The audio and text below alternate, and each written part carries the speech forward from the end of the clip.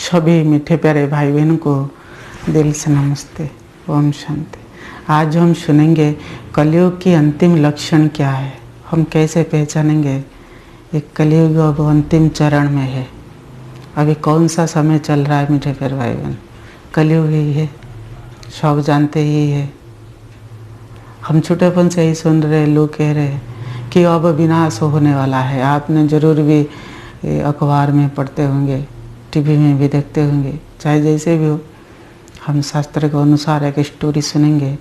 Story को ध्यान से सुनना मीठे प्यारे भाई बहन, आपको पता पड़ जाएगा हाँ ये कलयुग के अंतिम लक्षण है। चलिए हम शुरू करते हैं।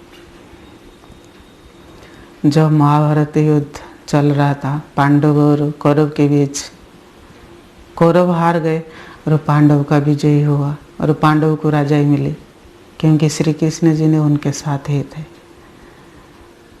और फिर क्या हुआ, एक दिन सब बैठे थे पांडव और श्री कृष्ण जी ने, और श्री कृष्ण जी ने बोले अब मुझे वापस जाना होगा। मैं जिस कार्य के लिए धरती पर आया था मेरा कार्य समाप्त हो गया, भावी अटल है, मुझे जाना ही होगा। ये जो बात सुने पांडव ने, सब उनके मन में उदास छा गए और दुख महसूस करने लगे और माथा भी नीचे ऐसे करके बैठ गए। युधिष्ठिर बोले केशव ये तुम क्या कह रहे हो? श्री कृष्ण जी ने कहा मैं मजाक नहीं कर रहा हूँ बड़ा भैया, सच में मुझे जाना ही होगा। समय बड़ा बलवान है। फिर युधिष्ठिर बोले फिर आप कब आओगे, फिर आपसे हमारा कैसे मुलाकात होगा? श्री कृष्ण जी उस पर बोले कि जब जब धर्म ग्लानि होगा फिर मैं आऊँगा, अनेक धर्म को विनाश कर एक सद्धर्म स्थापन करूँगा और कल्प में कल्प कल्प ऐसे आते रहूँगा। तो युधिष्ठिर बोले उनकी निशानी क्या है? तो श्री कृष्ण जी बोले जानना चाहते हो तो आप एक काम करो, पांचों भाई ने पांचों दिशा की ओर चले जाओ और 1 घंटे के अंदर आके फिर मुझे बताओ आपने क्या क्या देखा। पांचों भाई ने ऐसा ही किए, सब एक एक दिशा की तरफ चले गए और 1 घंटे के अंदर आकर पहुंच गए श्री कृष्ण जी के पास।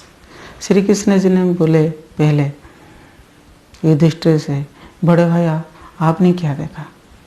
युधिष्ठिर बोले केशव मैंने आज एक अद्भुत जानवर देखा। श्री कृष्ण बोले अद्भुत जानवर क्या है? वो बोले एक हाथी था, हाथी का 2 सूंड था और 2 सूंड में वो पानी पी रहा था।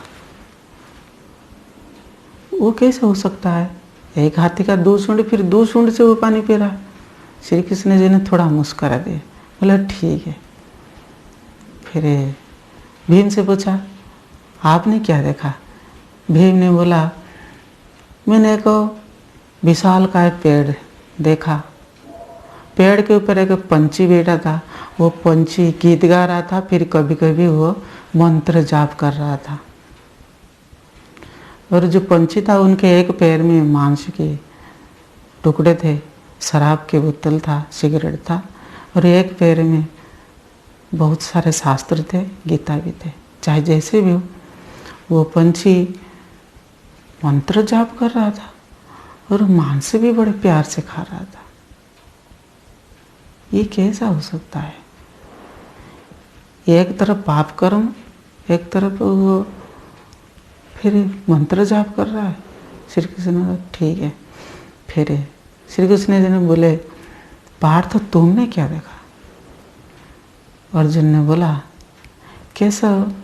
मैंने एक कुआं देखा, वो कुआं में पानी भरपूर था, लेकिन उनके जो पास वाला जो कुआं था वो बिल्कुल सूखे ही पड़ते, उनके एक भी बूंद पानी नहीं था। और फिर कुछ दूर के बाद फिर मैंने देखा और एक कुआं है, वो एक कुएं में क्या हो रहा है, पानी झरकर आ रहा है। मैंने देखा कहाँ से पानी आ रहा है। जब देखा तो पहले जो कुआं था पानी भरपूर था, उसी कुआं से पानी झरकर फिर उसी कुआं में जा रहा है। लेकिन मुझे अद्भुत यही लगा, जो पास वाले जो कुआं था उस कुएं में पानी नहीं था और उनसे वो झरकर नहीं जाता था। यही मुझे अद्भुत लगा। श्री कृष्ण बोले ठीक है। फिर नकुल से पूछा आपने क्या देखा? नकुल ने बोले कि मैंने एक गाय देखा, उनका एक बछड़ा भी देखा, यानी माँ बेटी देखा। और वो जो बछड़ा है वो थोड़ा बड़ा हो गया था और बछड़ा से वो गाय दूध पी रहा था, यानी उनका माँ उनसे दूध पी रहा था। क्या होना चाहिए? बछड़ा उनसे माँ से दूध पीना चाहिए था, लेकिन ऐसा उल्टा हो रहा है।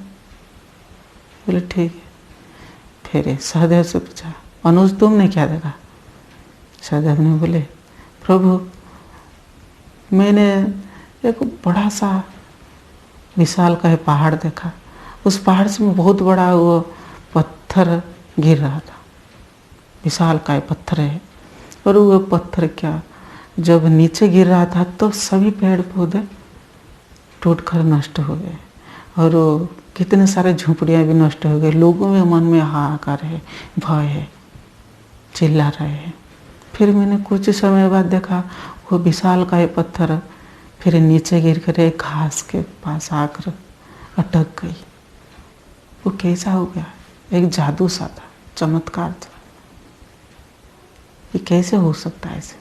चाहे जैसे हो, कृष्ण जी ने एक एक करके उनका जवाब दिया। मैंने किसी को टारगेट नहीं कर रहा हूँ, सच बोल रहा हूँ और जो हकीकत है यही है, सच्चाई है, कड़वा सच भी है। किसी का नाम भी नहीं लूँगा, जो हो रहा है वही। श्री कृष्ण जी ने इसे बताए थे, इसी आधार पर कोई बुरा ना समझे। चलिए हम शुरू करते। पहले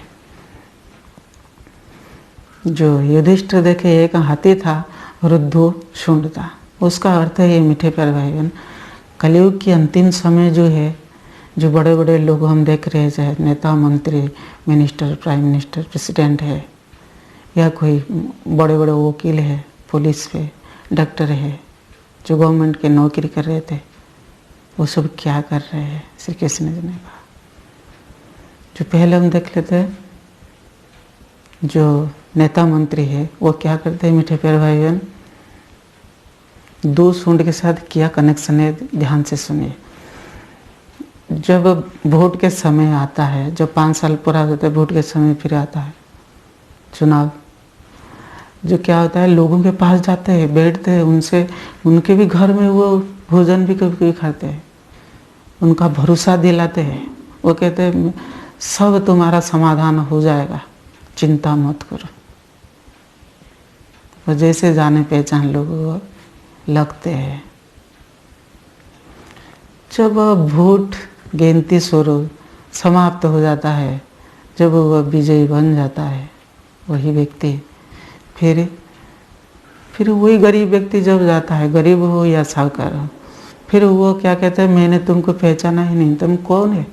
अरे भाई आपने तो उनके पास बैठे थे, भोजन भी खा रहे थे, फिर आप बोल रहे कि हम तुमको नहीं पहचाना है, ये कैसा है?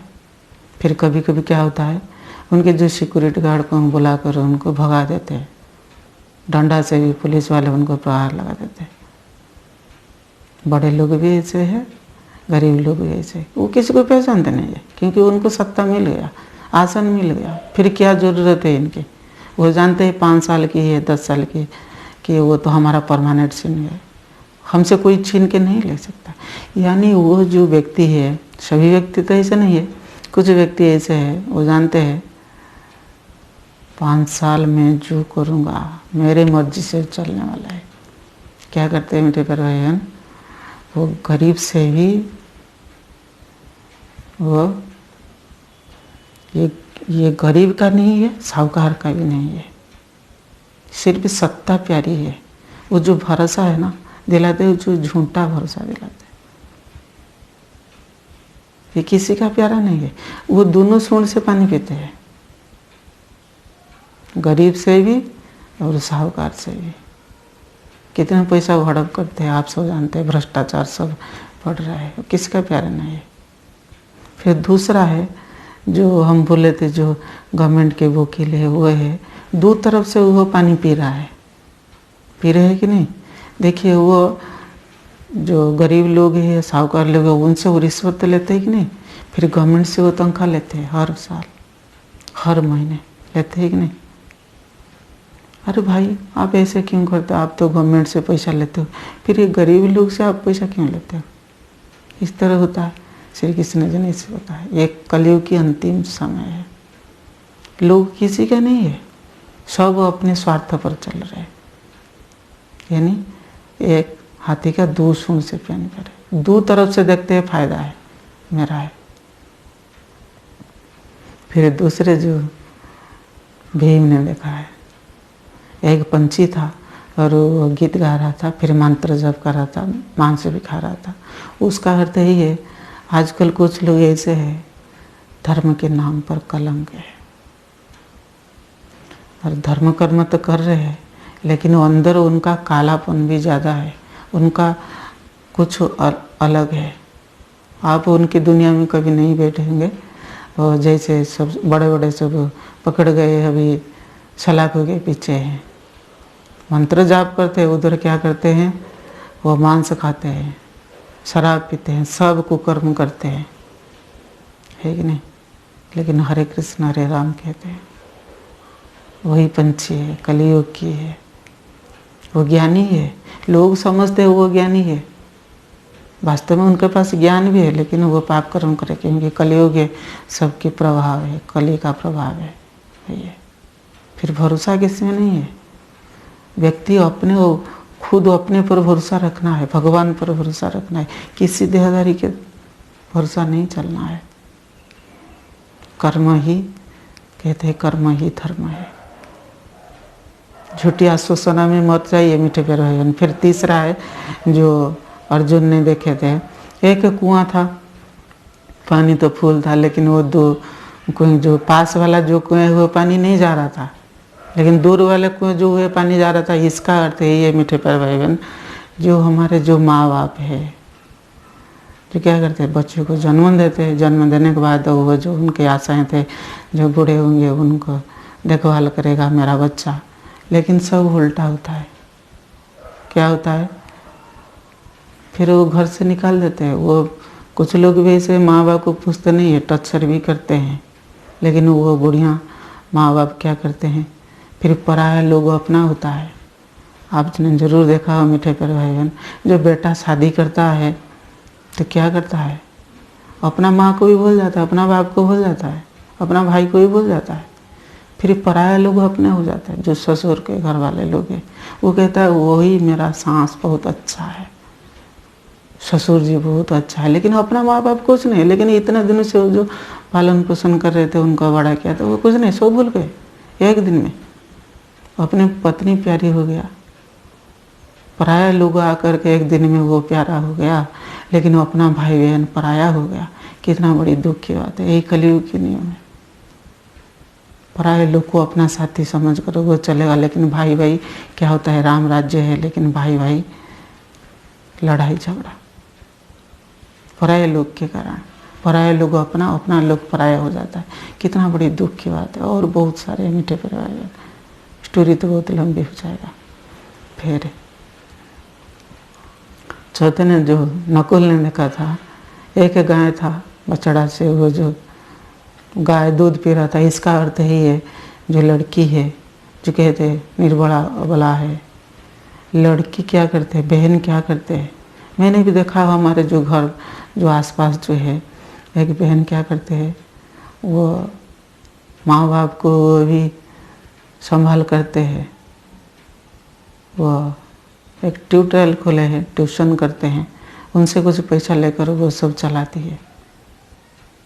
और उनका भाई खा पी के घूम रहा है। यानी यही है वो जो माँ बाप जो है ना, जो बछड़ा जो गाय के साथ देखिए कनेक्शन है। माँ बाप जो है बेटी के पैसा से वो घर को चलाते हैं। लेकिन क्या होना चाहिए, एक बेटी एक पत्नी क्या करते हैं, पति के पैसा से वो चलते हैं, लेकिन उल्टा हो रहा है। पति वो शराब पी कर घूम रहा है, मस्त कर रहा है, लेकिन पत्नी वो नौकरी कर रहे, ये सब घर को चलाती है। ऐसा होता है कि नहीं? कितना दुख की बात है। लेकिन वही बेटी क्या करता है, इस अभी घर को वो चला रहे, फिर शादी के बाद फिर वो पति, फिर वो सास ससुर को, उनको भी चलाएगी। सब स्वार्थ है। इसलिए जो माँ बहन है, कितना अभी दुख की समय है, ऐसा हो रहा है। होना चाहिए ऐसा, लेकिन हो रहा है ऐसा। फिर जो सहदेव ने जो देखा था, एक बहुत बड़ा पत्थर गिर रहा है। इसका अर्थ है ये मीठे प्यारे भाई बहन, एक कलयुग दुनिया बहुत बड़ा पहाड़ है। अधर्म की जो पत्थर है ना, कहते हैं सो बॉम्ब गिरेगा, फिर वो लड़ाई चलेगी, फिर महाभारत, फिर लड़ाई फिर से होगा। वही अंतिम समय है मीठे प्यारे भाई बहन। जो लोग कह रहे हैं कि वो ये जो बड़े बड़े जो धर्म लोग जो काम नहीं कर पा रहे हैं, वही जो छोटे लोग हैं वही कार्य करेंगे, गरीब लोग करेंगे। गरीब लोग ही भगवान को मदद करेंगे, भगवान की बात सुनेंगे, भगवान के कार्य में करेंगे, वो सत्य न्याय धर्म पर चलेंगे। जैसे हमारे संस्था में देखने को मिलता है। मैं तो अपना नाम बड़ा करना नहीं चाहता हूँ, मैंने देखा है जो प्रैक्टिकल मैं कह रहा हूँ। लोग कह रहे हैं ये छोटे छोटे बालिकाएं वो क्या करेगी, छोटे छोटे बच्चे हमको क्या ज्ञान देगी, हम तो बहुत शास्त्र सुनते हैं जानते हैं, वो हमको क्या शांति का संदेश देंगे, वो क्या भगवान की रास्ता बताएंगे। वास्तव में ऐसा नहीं है मीठे प्यारे भाई बहन। परमात्मा उनको भेजे हैं, परमात्मा उनके साथ है। मैंने जो आज स्टोरी बोल रहे हैं उनसे इंस्पायर होकर बोल रहे हैं। मैंने भी वही छोटे बहन से, छोटे बालकों से ज्ञान सुने हैं पहले। चाहे जैसे वो, हम जिसको निर्बला दुर्बला वो कहते हैं, जो नारी क्या है, नरक का द्वार है। वास्तव में ऐसा नारी नरक का द्वार नहीं, स्वर्ग का द्वार है। अभी हम स्वर्ग की तरफ ले जा रहे हैं।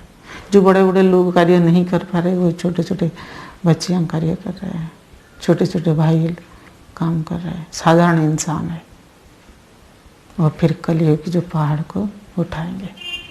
मीठे प्यारे भाई बहन, बहुत सुनने को आप दिल चाहता है, लेकिन समय बहुत कम है। यही कलयुग की निशानी है। अभी समय बहुत कम है। कहते हो अब नहीं तो कब नहीं, अभी जागना है, भगवान को याद करना है। परमात्मा इस धरा पर आ गए हैं। अब परमात्मा के बारे में ज़्यादा जानना चाहते हैं, मैंने कुछ वीडियो भी अपलोड कर दिए, आप जरूर देखना है मीठे प्यारे भाई बहन। ये जो कलयुग ऐसे है ना, ये सब अंतिम चरण के समय ज़्यादा नहीं चलने वाला नहीं है। अगर मीठे प्यारे भाई बहन ये वीडियो अच्छा लग रहा है तो लाइक कमेंट शेयर करना।